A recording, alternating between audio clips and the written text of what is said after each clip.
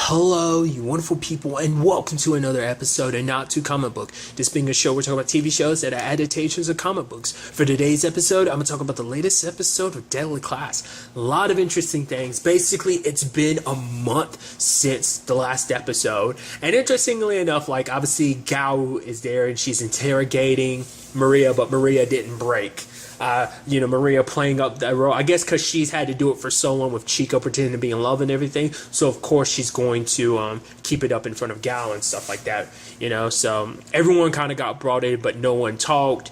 And what was interesting, though, is obviously Maria and Marcus's relationship has to be kept secret because because that can be used as being like, oh, so Chico's not around. It's like it'll piece it all together to be like, oh, obviously you did something to Chico, because obviously Gal's trying to be like, oh, the truth will set you free. You'll save your life by telling the truth. But Maria didn't say anything. So, but I love that Billy walks in and everything. He's like, whoa. He's like, the fact of the matter, our asses are on his boner, and they're kind of looking like, wait, what? And he's like, you know what I meant, because their asses are on the line. Like if this gets found out, they're all busted for this too. So everyone's kind of dealing with it in their own form. The only ones who seem to kind of be okay after the entire situation is Marcus and Maria. And then on top of all that, Saya does seem like she is bothered by it. I think because Saya herself is still trying to figure everything out, because you could tell earlier, Maria kind of has her suspicions just because it turns out she got off her medication, which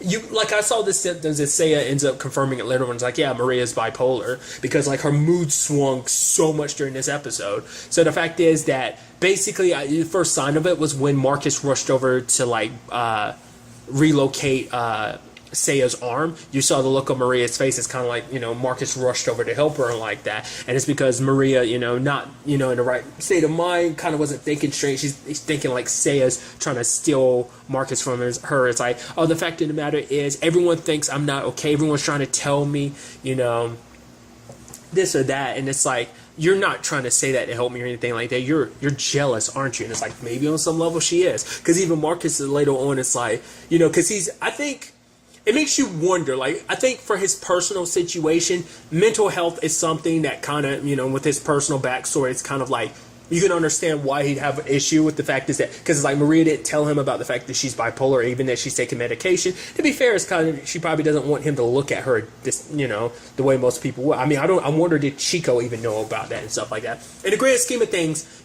I mean, I'm sure it's probably created. It was a condition created probably from. I mean, I don't know if a bipolar disorder can come about, just because of just something you're naturally born with. I mean, I'm sure it can be genetic as well, but I don't know. I don't know if that's something that can be created. Because if it was, I'm not surprised. Considering looking at her backstory, it's like, geez. Because we learned a little bit about it before, but now we kind of got the full context for it. Her family basically, quote unquote, stole from Chico's dad, which I saw the name in one of the opening credits is David Zayas. I'm sure Zayas. I'm sure I'm butchering it. God, I'm blanking on his name. He's from Dexter. Angel from Dexter is probably the thing I best know him from, but he's been in so many things. It seems like I'm just basing it on the voice, and it seemed like the animated character kind of looked a little bit like him too. So I'm assuming he's playing Chico's dad. Then he I think his character's name was Moretti on Gotham, if I'm remembering correctly. He was only in the first season because it's spoilers, I guess, but his character died. But nevertheless, what's interesting is that basically Chico's the one that did save her life, and he had talked about that. It's like, no, Dad, she could be useful, and then Chico's dad is the one that was like, oh, you're the one, a face that no one would see or suspect. And it's like her kind of getting close to people just to kind of basically exploit their weaknesses and stuff like that. As Maria would say, is basically kind of being used kind of like a femme fatale.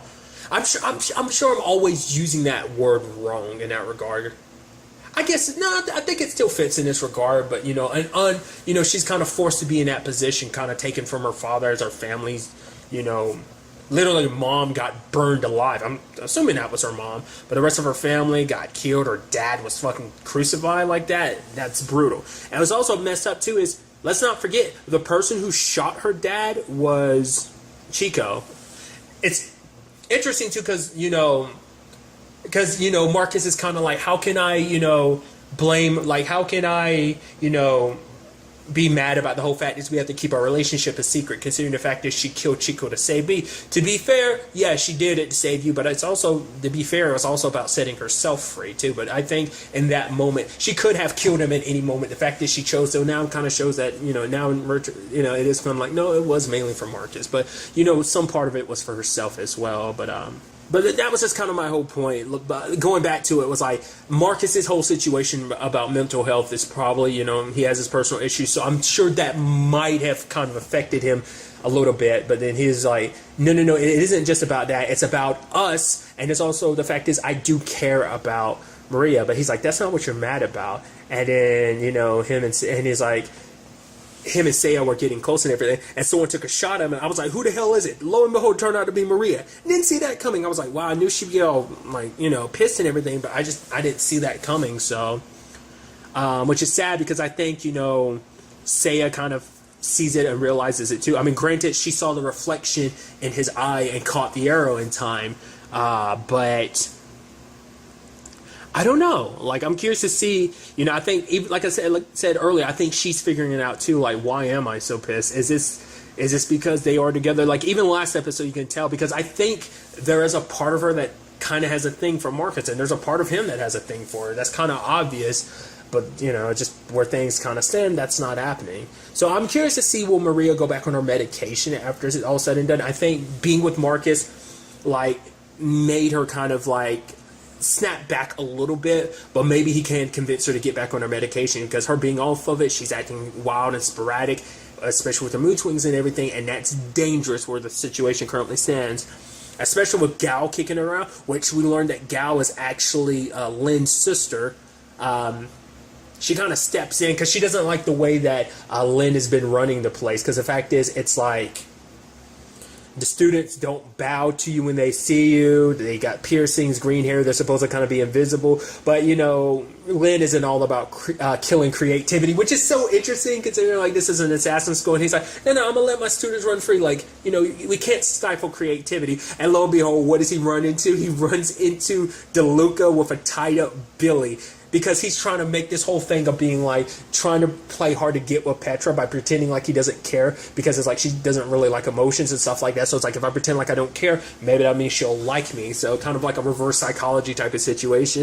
And so he's trying to act oh, this letter you saw, yeah, it's not for you, it's for someone else, doing all that. And she's and he's like, oh, you're such a prude about sexual stuff. And Petra's like, you don't know all the sexual stuff that's inside of this head that this mind of mine comes up with. He's like, what, really? And he's like, I mean, whatever, I don't care. So I love that.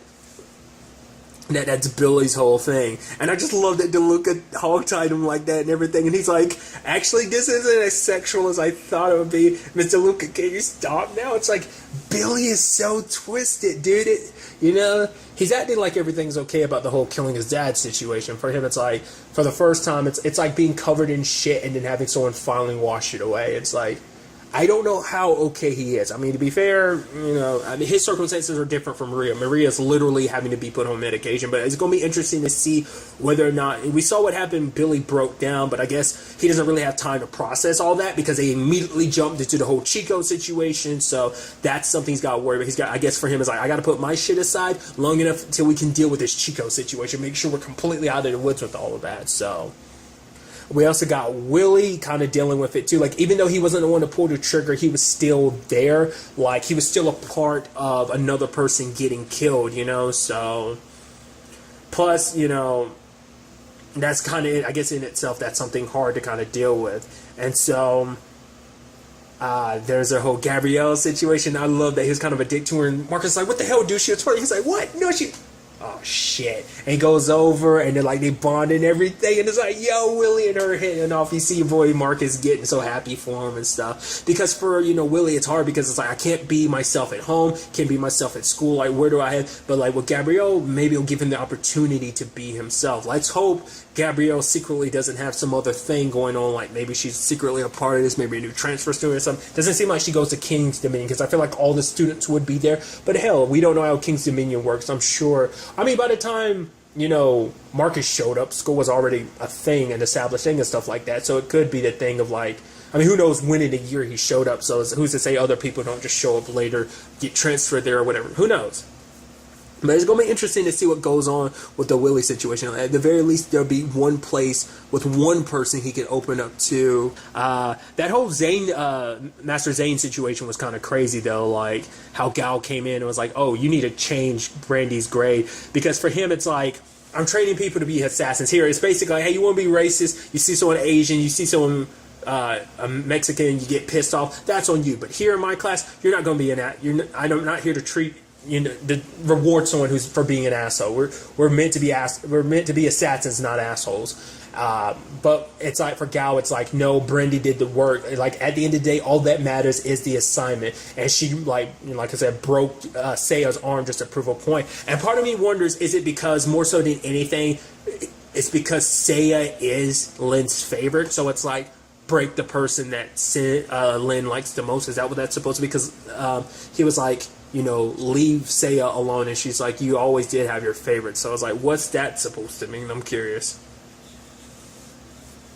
Because we learned, like, the reason why they have such issues is because there's a rivalry between them. Because when she was 8, she was kind of forced to go through all these trials. Lynn went through them as well, but not until he was 18. So, plus it's like, oh, when my family died, the fact is we lost contact. We weren't in contact, and she's like, where I was wouldn't allow for that. So I don't know, but at the end we see his family is still alive. Not unless that's supposed to be his new family, but then it's like, so does that mean Lynn's faking his reputation too? Did he actually kill the people that came after his family? Maybe he did, but they never died. Or maybe he skewed the story, like maybe there's a lot more to it. Because like that's the same lady he had met before, right? That was kind of like she's in hiding because there was the whole Jurgen situation of him kind of being, potentially like, oh, people are going to come after him, and so he was set up to be killed, essentially. So I'm wondering, is the same thing applying to Lynn's wife? Like, there were some rules that were broken, so she had to be potentially killed along with his child? Or, like, what's going on with that? Or is that supposed to be, like, a new family he started? If that's the case, why does it seem like he's hiding them? So I'm confused on that. I feel like it's the whole thing of it being like his real family, but he faked their death. But why? Maybe it's also because she's from a different family too. The fact is they focus on the tiger on her back or something like that. You don't think that's like connected to Saya in some shape or form, do you? We know about Saya's brother, but we don't know.